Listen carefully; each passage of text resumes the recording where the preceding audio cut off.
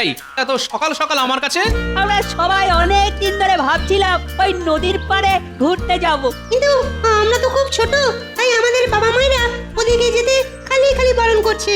তাই বলছিলাম যে তুমি যদি আমাদের ওই দিকটা একটু ঘুরিয়ে আনতে। কিন্তু পুঁটি, তোর দাদু যে এখন রাজসভায় যাচ্ছে, পরে না হয় সময় করে তোদের সেখান থেকে ঘুরিয়ে আনবে এখন। না না দিদা, আমরা কিন্তু অনেক আশা নিয়ে এসেছিলাম গোপাল দাদুর কাছে। তুমি এইভাবে আমাদের মনটা ভেঙে দিও না। ঠিকই তো গিন্নি, এইভাবে এদের মন ভেঙে দিও না। ঠিক আছে ঠিক আছে, তোরা চল আমার সাথে। আমি এক্ষুনি রাজসভায় যাওয়ার পথে তোদেরকে ওখানটা না হয় একবার ঘুরিয়ে দেবো, তাহলে হবে তো? হ্যাঁ হ্যাঁ, হবে হবে, খুব হবে। তাহলে চলে গিন্নি, আমি এদেরকে একটু ওদিকটা ঘুরিয়ে সোজা রাজসভায় চলে যাব। তবে আর কি, যাও। ওরে ওরে।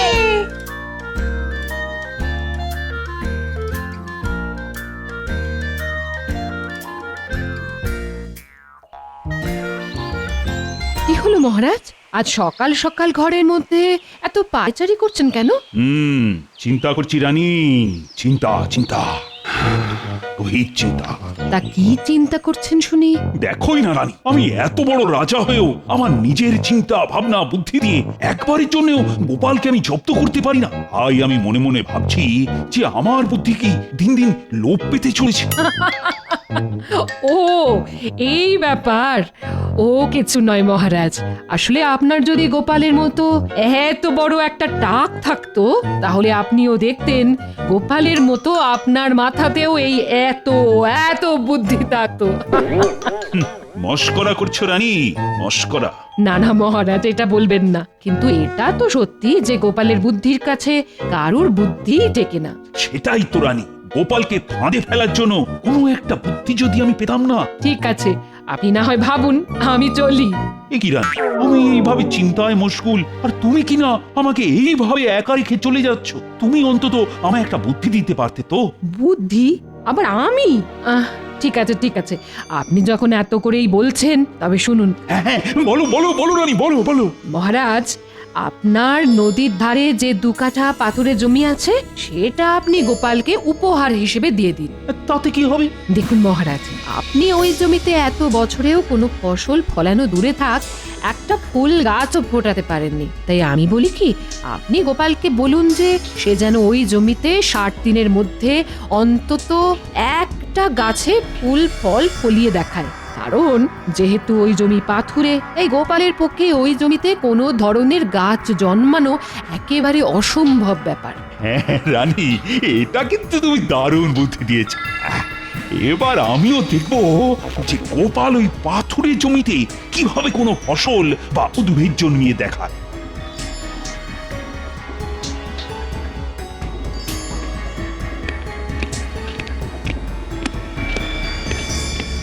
প্রণাম মহারাজ।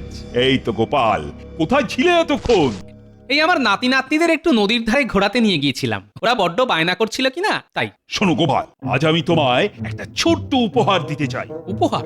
তাও আবার এমনি এমনি? আসলে তোমার রানীমা বেশ কিছুদিন ধরেই তোমার প্রশংসায় পঞ্চমুখ, যে তুমি আমাদের জন্য কত কি করো, আর আমি নাকি তোমায় একটি ছোট্ট উপহারও দিই না। তাই রানীমার মতে আমায় নাকি তোমায় কোনো একটা ছোট্ট উপহার দেওয়া উচিত। তাই নাকি মহারাজ? তবে তবে দিন।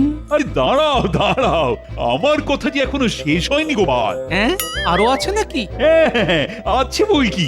এই উপহার তুমি নিশ্চয়ই পাবে, তবে এতে যে আমার একটা শর্ত আছে। উপহার দেবেন তা তো শর্ত? মহারাজের এই কথাটা যে সুবিধের ঠেকছে না। এ কি গোপাল, কি এত বিড়বিড় করছো বলো তো? না মহারাজ, বলছিলাম কি যে আমার উপহারটা কি সেটা জানতে পারি? নিশ্চয়ই। শোনো, আমার নদীর ধারে যে 2 বিঘা পাথুরে জমি আছে, সেটা আজ থেকে তোমার। এবার শর্তটা হচ্ছে যে তোমাকে ওই জমিতে 60 দিনের মধ্যে এমন কোন উদ্ভিদ জন্মিয়ে দেখাতে হবে যাতে ফুল ফল দুটোই ফলে। এ আবার কি শর্ত রে বাবা? শুধু এইখানেই শেষ নয় গোপাল, আরও আছে। তাই বুঝি? যদি তুমি ওই জমিতে কোনো উদ্ভিদ বা কোনো ফসল ফলাতে না পারো, তবে তোমার পিঠে আমি শাস্তি স্বরূপ 10 ঘা চাবুক মারব, এবং তুমি যদি এই উপহার নিতে অস্বীকারও করো, তাহলেও আমি তোমার পিঠে ওই 10 ঘা চাবুক মারব। কি গাড়া করে পড়লাম রে বাবা।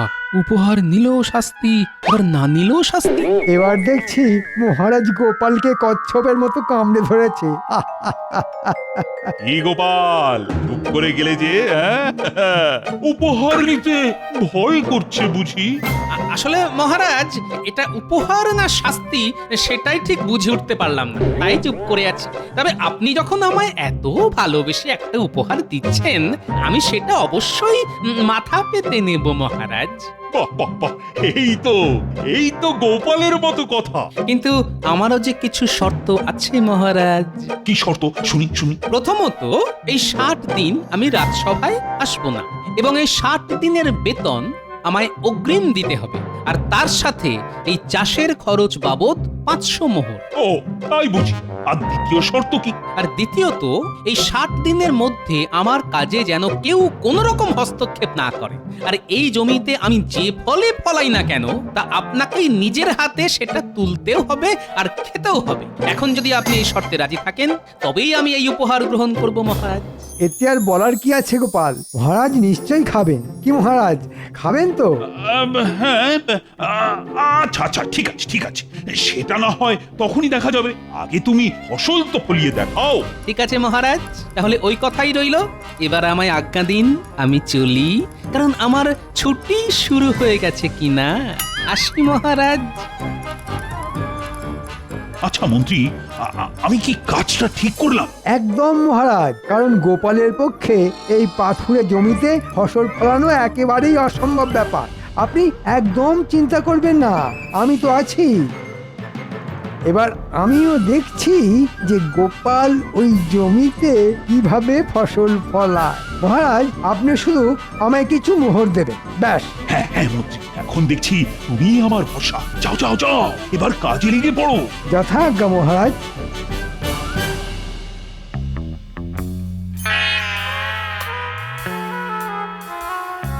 উফ, এখন কি যে করি।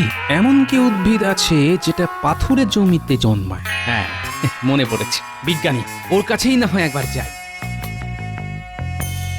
বিজ্ঞানী, বিজ্ঞানী, বাড়ি আছো? আরে গোপাল যে, এসো ভেতরে এসো। কি বিজ্ঞানী, আজ তুমি রাজসভায় গেলে না যে? আসলে হয়েছে কি, আমি না আমার একটা নতুন আবিষ্কার নিয়ে ফেঁসে আছি, তাই যেতে পারিনি। আচ্ছা বিজ্ঞানী, তুমি কি বলতে পারো যে এমন কোনো উদ্ভিদ আছে যা পাথুরে জমিতে জন্মায় এবং তার ফুল ও ফল দুটোই হয়? এ তো খুব সোজা গোপাল, ক্যাকটাস। ক্যাকটাস মানে ওই ফণী মনসা? কিন্তু গোপাল, এই উদ্ভিদ যে আমাদের এইখানে খুব একটা জন্মায় না। তাহলে এটা কোথায় পাবো? দেখো গোপাল, এটা জন্মায় পাথুরে আর বালি জাতীয় জায়গায়, আর এই গাছের জন্য তেমন একটা জলেরও প্রয়োজন হয় না, যেমন মরুভূমি। হ্যাঁ বাবা, সেটা তো অনেক দূর। এখন যে কি করি? কি হয়েছে গোপাল, তোমায় খুবই চিন্তিত দেখাচ্ছে। আসলে বিজ্ঞানী, এই ক্যাকটাস উদ্ভিদটা আমার চাই। ও এই ব্যাপার, তুই একদম চিন্তা করো না গোপাল, আমার একজন পরিচিত লোক আছে, সে তোমাকে ওই ক্যাকটাস গাছ এনে দিতে পারে। আরে তাহলে তো আর কোনো কথাই নেই। তাহলে কবে আমাকে তার সাথে দেখা করাচ্ছে বিজ্ঞানী? তুমি যদি চাও আজ বিকেলেই। তাহলে বিজ্ঞানী, এবার আমি চলি, বিকেলে দেখা হচ্ছে। হ্যাঁ হ্যাঁ গোপাল, এসো এসো।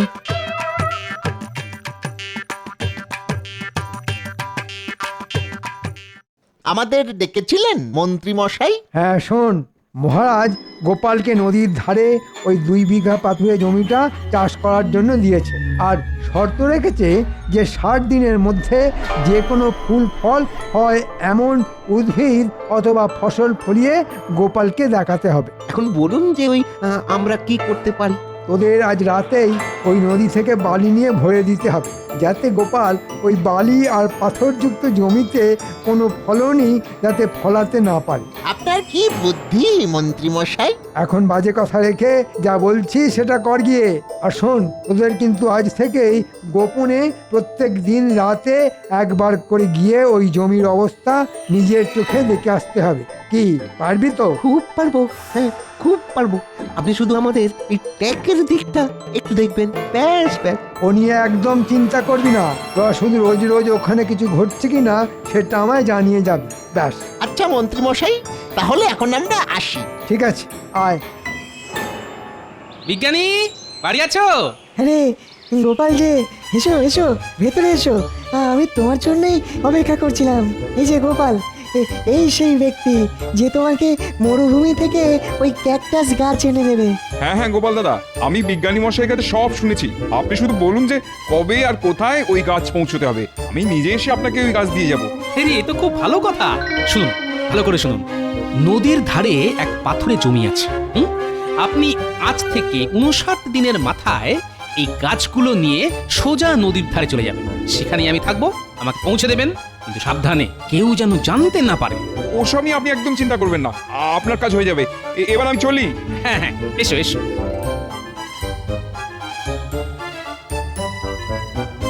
তাহলে গোপাল, এরপর তুমি কি করবে?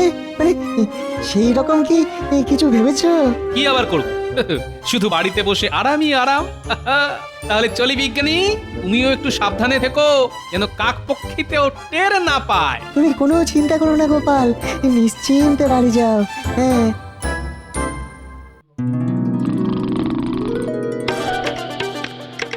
দেখেছো পুরো কাণ্ড দেখেছো? রাজসভা ডকে তুলে শুধু পড়ে পড়ে ঘুমোচ্ছে, শুধু পড়ে পড়ে ঘুমোচ্ছে। বলি কি গো, রাজসভায় যেতে হবে তো নাকি? এই কে? তুমি আবার কি হলো? বলি পড়ে পড়ে ঘুমোলেই হবে? রাজসভায় যেতে হবে তো নাকি? এই শোনো, আমি এখন ছুটিতে আছি, তাই এখন শুধু খাওয়া আর ঘুম। আরেকটা জিনিসও কিন্তু বাকি আছে গোপাল দাদু। আরে তোরাও এসে গেছিস? তা সেই জিনিসটা কি শুনি? কেন গল্প শোনা? হ্যাঁ দাদু, তুমি যখন আর রাজসভায় যাবেই না, তখন না হয় আমাদের প্রত্যেকদিন একটা করে নতুন গল্প শুনিও। ওরে সেটা তো আছেই, তবে তার সঙ্গে সঙ্গে তোদেরকে যে একটা কাজও করতে হবে। কি কাজ দাদু? শোন তবে, কানে কানে বলি। এই পারবি তো? হ্যাঁ দাদু, ঠিক পারবো। সাব্বাস, তাহলে এবার তোরা যা, আর আমিও এই ফাঁকে একটু ঘুমিয়ে নি। আচ্ছা দাদু, এই চল চল চল। এই পৃথিবীতে আচ্ছা চালাক লোক দেখেছি, কিন্তু তোমার মতো চালাক লোক দুটো দেখিনি। বাবা রে বাবা, নিজে শান্তিতে ঘুমোবে বলে কি সুন্দর বাচ্চাদের কানে কানে পুষ্পন্তর দিয়ে বাড়ি পাঠিয়ে দিল। হ্যাঁ, আচ্ছা মন্ত্রী, গোপালের কি খবর? আর ওদিকে তোমার কাজই বা কতদূর এগোলো? জানি না মহারাজ, আমি তো এখনো এটাই বুঝে উঠতে পারছি না যে গোপাল এখনো অবধি কেন কোনো পদক্ষেপ নিচ্ছে না, অথচ আপনি আমায় যা বলেছেন আমি তাই করেছি। দেখো মন্ত্রী, কান খুলে শুনে রাখো, কিন্তু আমি যদি এবার গোপালের কাছে হেরে যাই, তাহলে গোপালের পিঠে যে 10 ঘা চাবুক মারার কথা হয়েছিল, সেটা কিন্তু তখন তোমার পিঠে পড়বে। কথাটা যেন মনে থাকে। আপনি নিশ্চিন্তে থাকুন, বটা ঘটাকে দিয়ে আমি ওই জমির এমন ব্যবস্থা করে দেব না, গোপাল কেন, ওর 14 পুরুষও এসে ওই জমিতে একটা ঘাস উঠিয়েও দেখাতে পারবে না। এবার আমিও দেখব যে গোপালের কপাল কত চওড়া, যে আমার 10 ঘা চাবুক খাওয়া থেকে বাঁচতে পারে। ঠিক বলেছেন মহারাজ।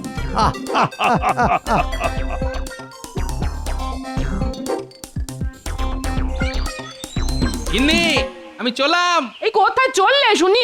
গায়ে একটু বাতাস লাগাতে গো। মরণ, বুড়ো বয়সে ভীমরতি দেখেছো?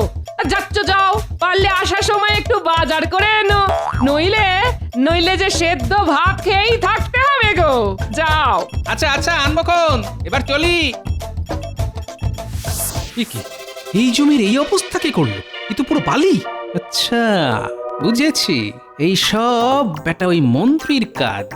নিশ্চয়ই মহারাজ মন্ত্রীকে দিয়ে এই কাজ করিয়েছে, যাতে আমি এই জমিতে কোনো ফসলই না ফলাতে পারি।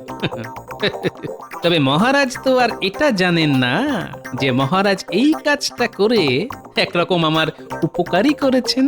তাহলে এবার শুধু 59 দিন হবার পালা, আর তারপরেই জমবে মজা।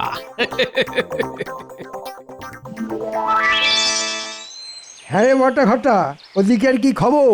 খবর আর কি, গোপালের এখন হাওয়া খাওয়ার শখ হয়েছে। তাই শুধুই ঘুরে ঘুরে বেড়াচ্ছে আর বাড়িতে পড়ে পড়ে ঘুমাচ্ছে। মানে মানে ওই গোপালের মধ্যে এই জমি নিয়ে তো কোনো হেলদড়ি তো দেখছি না। আমার কি মনে হয় মন্ত্রী মশাই জানেন, গোপাল শেষ পর্যন্ত কিছু না পেরে মহারাজের কাছে ক্ষমা চেয়ে নেবে। আপনি কি বললেন? তাই না বলেছি। তবে মহারাজ এবার গোপালকে ওই 10 ঘা চাবুক না মারা অবধি শান্তি পাবেন না। যদিও আজকের রাত পোয়ালেই গোপালের সময়সীমা শেষ, তাই তোরা কিন্তু আজ রাতে গোপালের ওপর পেঁচার মতো চোখ খোলা রেখে নজর রাখবি, যাতে গোপাল কিছু যেন না করতে পারে। মন্ত্রী মশাই, আপনার এই 2 পেঁচা থাকতে আপনি কোনো চিন্তা করবেন না। আর যদি কিছু বেচাল দেখি তাহলে ছুটে গিয়ে আপনাকে জানিয়ে আসবো। সাব্বাস! তাহলে এবার আসি।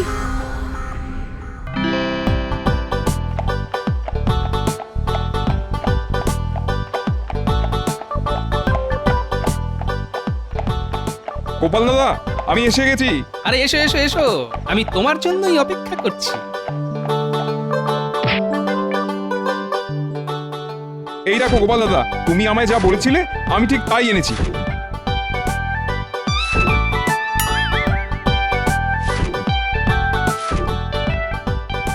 এবার আমার টাকাটা। হ্যাঁ হ্যাঁ নিশ্চয়ই, এই নাও। তাহলে এবার আমি আসি।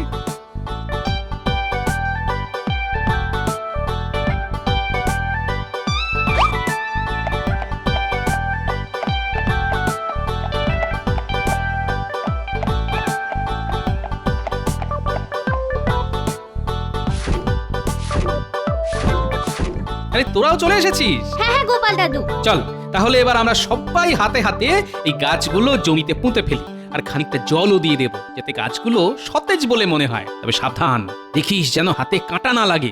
ও নিয়ে তুমি একদম ভেবো না দাদু। তাহলে চল, অন্ধকার থাকতে থাকতেই আমরা এই গাছগুলো লাগিয়ে ফেলি। তারপর কাল সকালে যখন মহারাজ এই জমিতে আসবে, তখন এই জমির গাছ দেখে চোখ একেবারে ছানা বড়া হয়ে যাবে।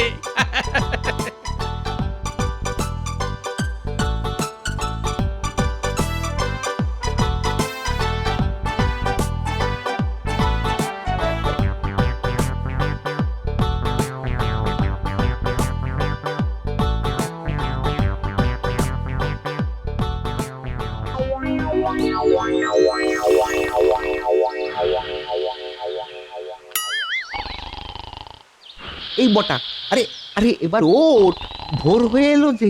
জমি দেখতে যাবি না? ওঠ ওঠ। দূর ঘন্টা দিলি তো ঘুমের 12টা বাজিয়ে। ওরে গোপাল যখন এই 59 দিনে কিছু করতে পারলো না, তবে শেষ রাতেই বা কি করবে? ঘুমিয়ে পড়। যদি মন্ত্রীমশাই এসে আমাদের কিছু জিজ্ঞাসা করে, তখন বলবো যে আমরা জমি দেখে এসেছি। ঘুম পাচ্ছে। তুই ঠিক বলেছিস। হ্যাঁ, আজকে গোপাল সেই রকম কোনো কিছুই করবে না। আরে হ্যাঁ রে বাবা, হ্যাঁ। এবার বেশি কথা না বলে চুপটি করে ঘুমোতো। ঘুমিয়ে পড়। ঠিক আছে, ঘুমিয়ে পড়ি। হ্যাঁ।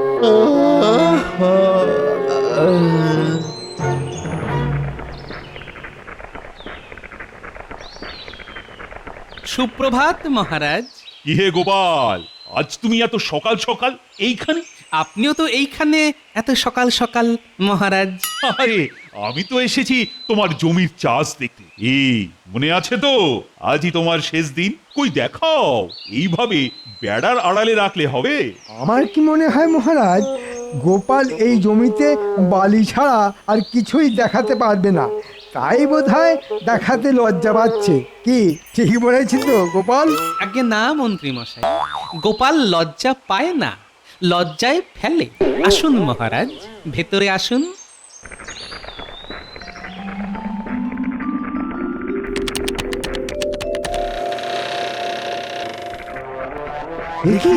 এই কি দেখছি আমরা? কি করছো গোপাল? কেন মহারাজ, আপনি তো বলেছিলেন যে 60 দিনের মধ্যে আমি যেন এই জমিতে যে কোনো ধরনের ফুল ফলযুক্ত উদ্ভিদ অথবা ফসল চাষ করে দেখাই। তবে এই দেখুন মহারাজ, এই সেই উদ্ভিদ যার মধ্যে ফুল ফল দুটোই হয়েছে, আর এই উদ্ভিদের নাম হলো ক্যাকটাস। না মহারাজ, এটা কি করে হয়? এটা তো কাঁটা গাছ। কেন হয় না মন্ত্রী মশাই? এটাও তো এক ধরনের উদ্ভিদ, আর এর মধ্যে ফুল ফল দুটোই হয়েছে। সবই তো বুঝলাম, কিন্তু আর কোনো কিন্তু নয় মহারাজ।